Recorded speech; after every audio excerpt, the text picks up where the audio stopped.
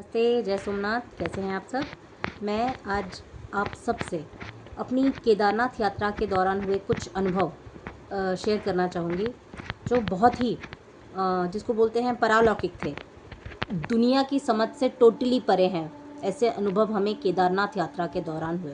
वैसे तो हमने सारे ज्योतिर्लिंगों के दर्शन कर लिए हैं आप सबके आशीर्वाद से, और जिस भी ज्योतिर्लिंग में जो भी अनुभव हुए ज्योतिर्लिंग के दर्शन के समय, मैं आप सब से इस सीरीज़ में 12 ज्योतिर्लिंगों की दर्शन के समय हमें जो अनुभव हुए उस सीरीज़ में मैं आपसे शेयर करती रहूँगी।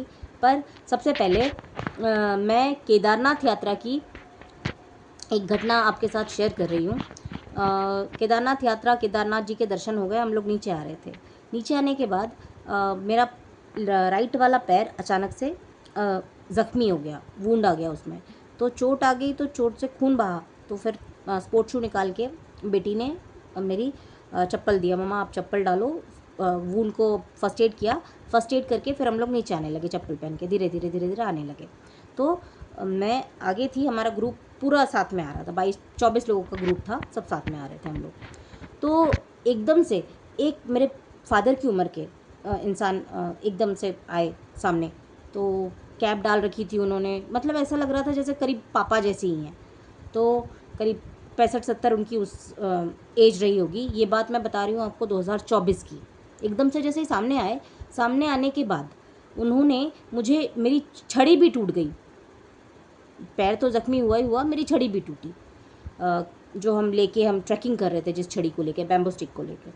तो उसके बाद क्या हुआ कि उन्होंने वो छड़ी मुझे दी अपनी, और मेरी छड़ी, टूटी छड़ी को देख के बोलते, ए फेंक इसको, कहाँ लेके जा रही है, ये लेके जा, ये छड़ी लेके जा। पता नहीं कहाँ से वो आए और मुझे अपनी छड़ी दे के चले गए। मैं और मेरी बेटी हैरान।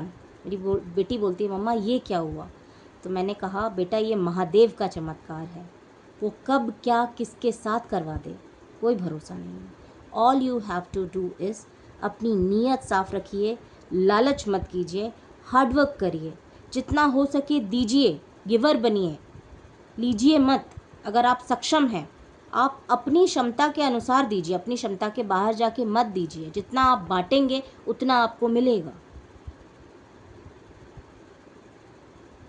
और महादेव को मैं अपने पिता समान समझती हूँ। वो चारों तरफ मेरे बच्चों पे, मेरे परिवार पे हमेशा उनकी छत्र छाया रहती है, और आशा करती हूँ आगे भी आप सबका आशीर्वाद और उनकी छत्र छाया बनी रहेगी। महादेव और माता अम्बा की जय सोमनाथ। तो ये था मेरा एक्सपीरियंस केदारनाथ यात्रा का। और भी समय के साथ साथ जैसे जैसे आगे समय बीतेगा, मैं अपने और भी एक्सपीरियंसेस शेयर करूँगी। अगर आप लोगों के कुछ ऐसे एक्सपीरियंसेस हैं तो प्लीज़ मुझे कमेंट बॉक्स में बताएं। जय सोमनाथ।